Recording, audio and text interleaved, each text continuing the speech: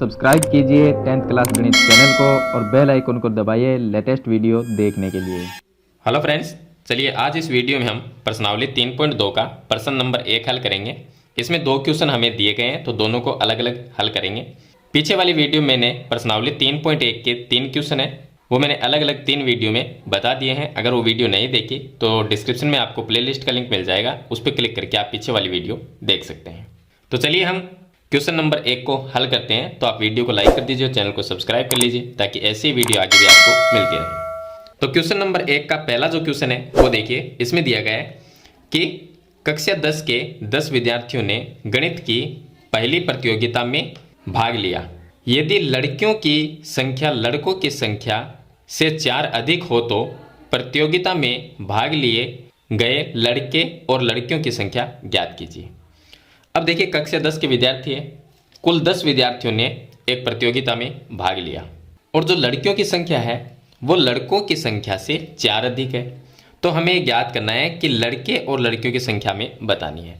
तो हम ये मान लेंगे क्वेश्चन नंबर इसका फर्स्ट जो है उसका हल देखिए, हम ये मान लेंगे कि माना लड़कों की संख्या लड़कों की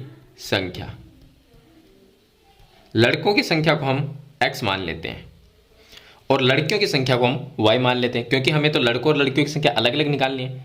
तो लड़कों की संख्या x है तो लड़कियों की संख्या y है, तो लड़कियों की संख्या इसको हम y मान लेंगे।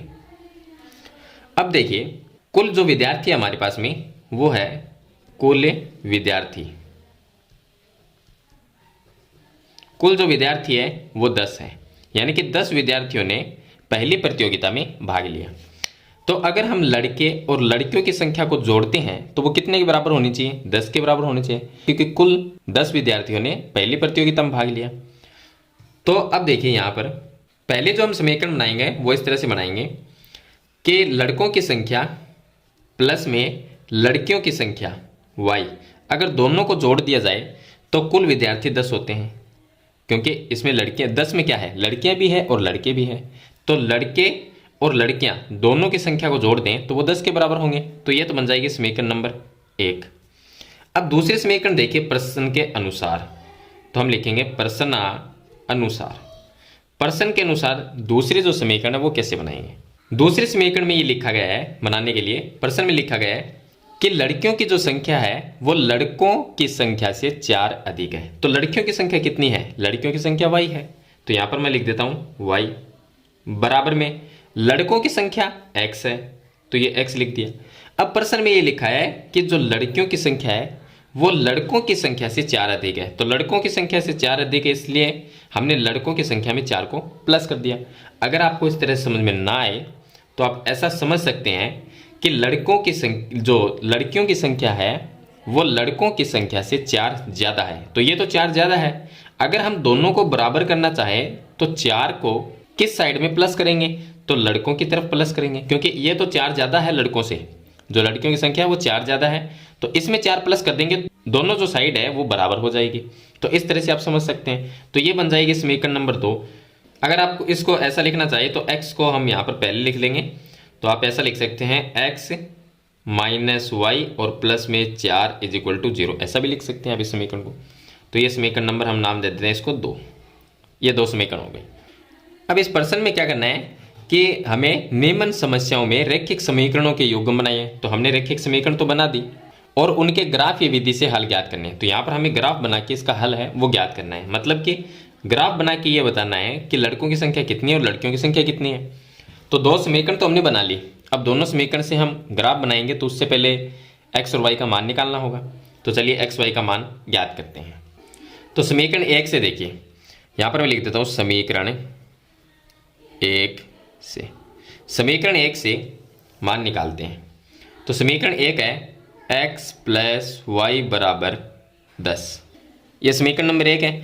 इसको हम ऐसा लिख सकते हैं x बराबर 10 माइनस वाई, ऐसा लिख सकते हैं। x बराबर 10 माइनस वाई लिख लेंगे।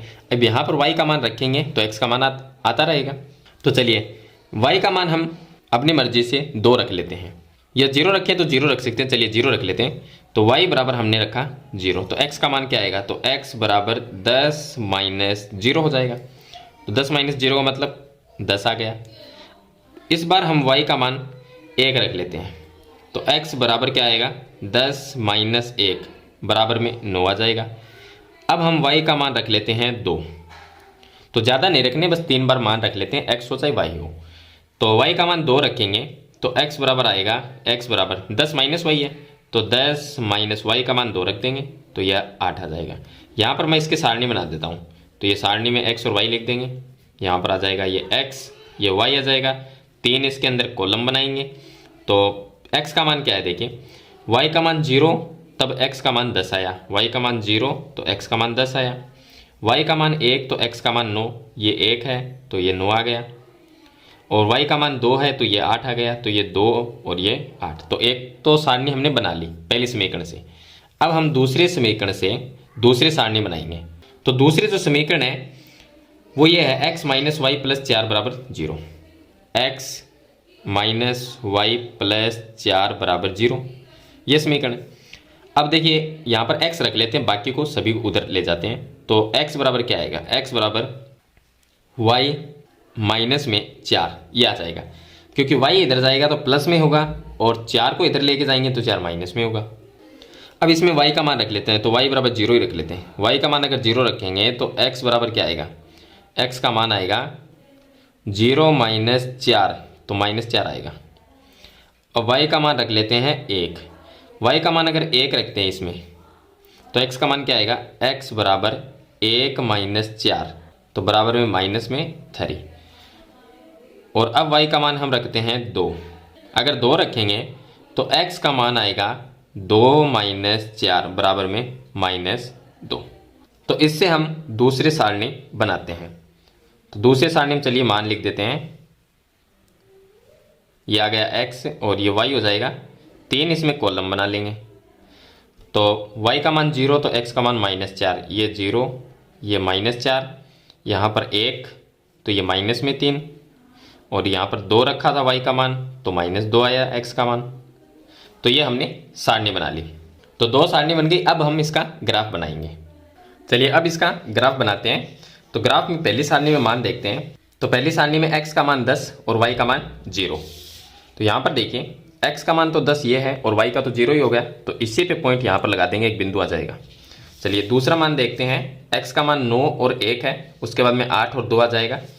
तो x का मान 9 है और y का मान 1 है, तो ये पॉइंट आ जाएगा यहाँ पर। तो यहाँ पर हम एक पॉइंट है वो बना देंगे। दूसरा है 8 और 2 पर, तो ये 8 है और यहाँ पर 2 है, तो यहाँ पर एक बिंदु है वो बना देंगे इस तरह से। अब तीनों बिंदुओं को हम मिला देते हैं। तो इस तरह से तीनों बिंदु को हम मिला देंगे। चलिए दूसरे सारणी के मान देखते हैं। दूसरे सारणी में x का मान -4, y का मान 0 है। तो x का मान -4 यहाँ पर है और y का मान तो 0 ही हो गया, तो यहाँ पर एक बिंदु बना देंगे। दूसरा मान जो है वो है -3 और 1 है, तो x का मान -3 है और y का मान 1 है प्लस में, तो यहाँ पर आ जाएगा। यहाँ पर एक बिंदु बना देंगे इस तरह से। चलिए उसके बाद में x का मान -2 और y का मान +2, x का मान -2 ये है और y का मान यहाँ पर +2 है, तो एक पॉइंट हम यहाँ पर बना देंगे। इस तरह से तीनों बिंदुओं को मिला देंगे। तो देखिए आप जब तीनों बिंदु को मिलाएंगे तो दोनों जो रेखाएं हैं वो इस बिंदु पे प्रतिच्छेद करेगी, और इस बिंदु के सामने जो x का मान आएगा वो 3 आएगा और यहाँ पर y का जो मान आएगा वो 7 आएगा। तो इस तरह से 3 और 7 ये इस प्रतिच्छेद बिंदु के निर्देशांक होंगे। 3 x का मान 3 होगा और y का मान 7 होगा। अब 3 और 7 क्या है, यहाँ पर प्रतिच्छेद बिंदु जो है इसके निर्देशांक है, लेकिन हमें क्या याद करना था इस प्रश्न में, लड़कों की संख्या और लड़कियों की संख्या। तो x हमने क्या माना था, हमने देखिए प्रश्न में लड़कों की संख्या को x माना था, तो ये तो होता है x का मान, और लड़कियों की संख्या को हमने y माना था, तो ये y का मान है। इसका मतलब लड़कों की संख्या वो 3 है और लड़कियों की संख्या 7 है। दोनों को जब मिलाते हैं तो कुल विद्यार्थी 10 होते हैं। तो इस तरह से आपको लास्ट में आंसर लिख देना है कि लड़कों की संख्या 3 है और लड़कियों की संख्या 7 है। तो इस तरह से आपको जो क्वेश्चन नंबर 1 का पहला क्वेश्चन है उसको हल करना है। चलिए इसके बाद में हम इसका क्वेश्चन नंबर 2 हल करते हैं। अब इसका सेकंड क्वेश्चन देखिए, 5 पेंसिलों और 7 कलमों का मूल्य 50 रुपये है। यानी कि 5 पेंसिल है और 7 पेन है, उनका मूल्य 50 रुपये, जबकि 7 पेंसिल और 5 पेन का मूल्य 46 रुपये है। तो एक पेंसिल एक कलम का मूल्य ज्ञात करना है। तो जैसा हमने प्रश्न नंबर 1 में किया था, जैसे लड़कों की संख्या और लड़कियों की संख्या को x और y माना था, उसी तरह से यहाँ पर पेंसिल का मूल्य है उसको x मान लेंगे और जो पेन का मूल्य उसको y मान लेंगे। तो यहाँ पर हल देखिए इसका, हम ये मानेंगे कि एक पेंसिल का मूल्य x रुपये और एक पेन का मूल्य y रुपये। तो हमने मान लिया कि एक पेंसिल का मूल्य x रुपये, एक पेन का मूल्य y रुपये मान लिया। अब देखिए यहाँ पर अगर एक पेंसिल का मूल्य x रुपये है तो 5 पेंसिल का मूल्य कितना होगा, 5x रुपये होगा। तो पहली शर्त के अनुसार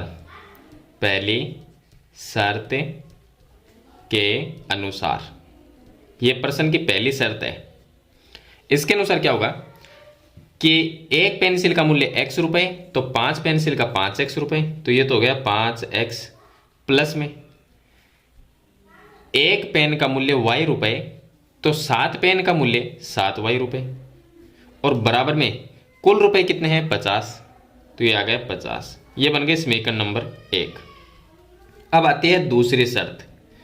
दूसरी शर्त में क्या होगा, इसमें 7 पेंसिल है और 5 कलम है, यानी कि एक पेंसिल का x रुपये तो 7 पेंसिल का 7x रुपये हो गया।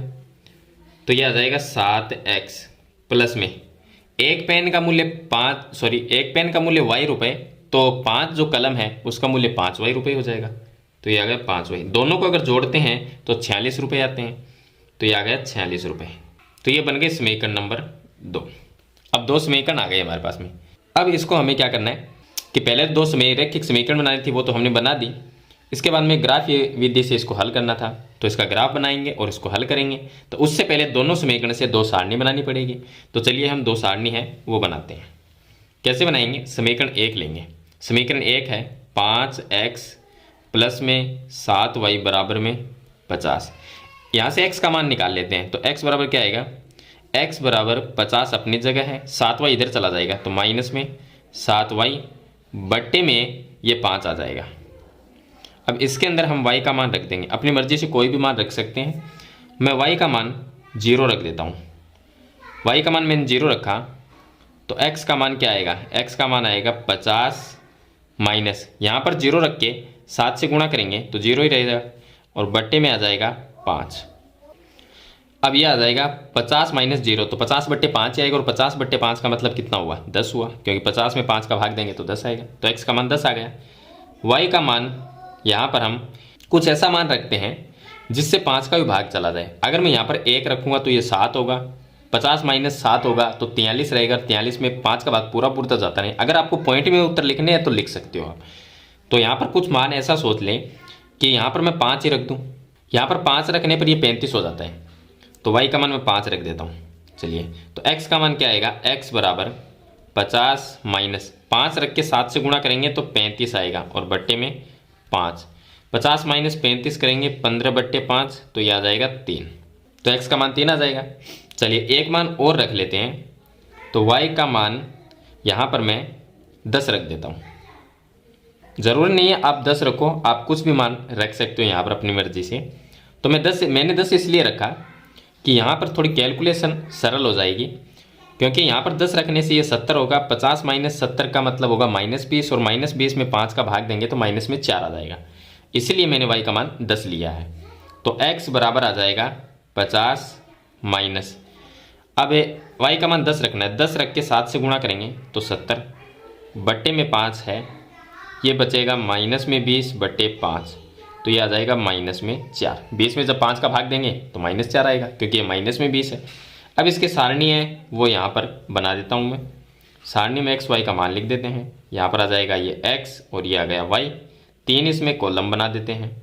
तो x का मान लिखेंगे, x का मान पहला 10 आया था तो ये आ गया 10, दूसरा x का मान 3 है, उसके बाद में x का मान माइनस में 4 आया था और y का मान हमने क्या रखा, 0 रखा था, 5 रखा था और 10 रखा था। तो 0 इसमें 5 रखा और यहाँ पर 10। मान है इसके वो सही तरीके से आपको सारणी में लिखने, आगे पीछे करके मत लिख देना, सही तरीके से। जैसे कि y का मान 0 रखने पर 10 आया तो ये 0 और ये 10 है।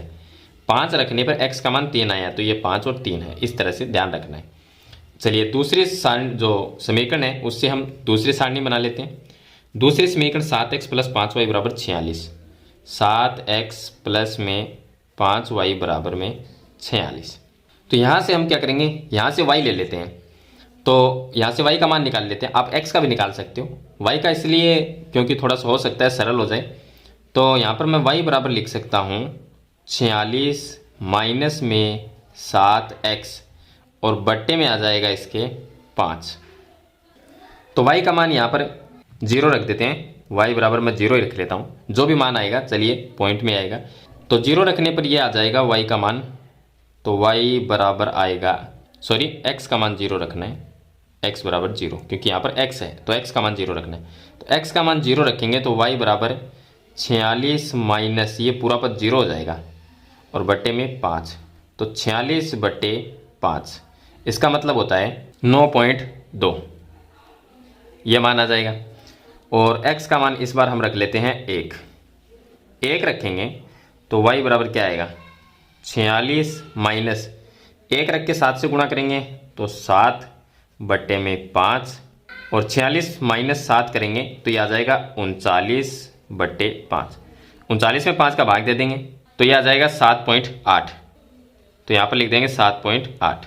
चलिए उसके बाद में x का मान 2 ले लेते हैं। x का मान अगर 2 लिखते हैं तो y का मान क्या आएगा, y का मान यहाँ से देखिए 46 है, माइनस में 2 रख के 7 से गुणा करेंगे तो ये आ जाएगा 14 और बट्टे में आ जाएगा 5, तो ये आ जाएंगे 32 बट्टे 5 और 32 में 5 का भाग देंगे तो ये आ जाएगा 6.4। चलिए अब इसके सारणी है वो बना देते हैं।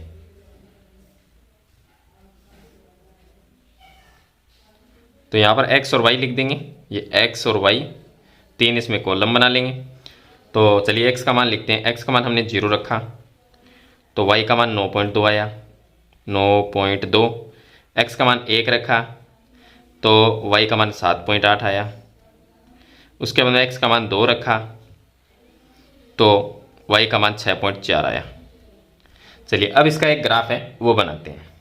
अब इसका ग्राफ देखिए कैसे बनाना है, ग्राफ बना के हल ज्ञात करना है। तो दोनों सारणी मैंने यहाँ पर बना दी है। अब दोनों सारणी से हम ग्राफ बनाते हैं। तो इसमें पहला देखिए, पहली जो सारणी है उसमें x का मान 10, y का मान 0 है। तो x का मान 10 तो यहाँ पर आ जाएगा, y का 0 हो गया, यहाँ पर हम एक बिंदु लगा देंगे पॉइंट। और दूसरा मान है x का 3 है और y का मान 5 है। तो 3 और 5 पे एक बिंदु लगाना है। तो यहाँ पर ये 3 आ गया और यहाँ पर ये 5 है, तो एक पॉइंट हम यहाँ पर लगा देंगे। उसके बाद में x का मान -4, y का मान 10 है। तो यहाँ पर x का मान माइनस में 4 है और y का मान 10 यहाँ पर है, तो एक बिंदु हम यहाँ पर लगा देंगे। चलिए एक सारणी से हमने 3 पॉइंट है वो लगा दिए है, तीनों को हम मिला देते हैं। तो तीनों पॉइंट को हम मिला देंगे इस तरह से। अब दूसरी जो सारणी है उससे ग्राफ बनाएंगे। तो x का मान 0, y का मान 9.2 है, x का मान तो 0 है और y का मान 9.2 है, तो यहाँ पर आ जाएगा।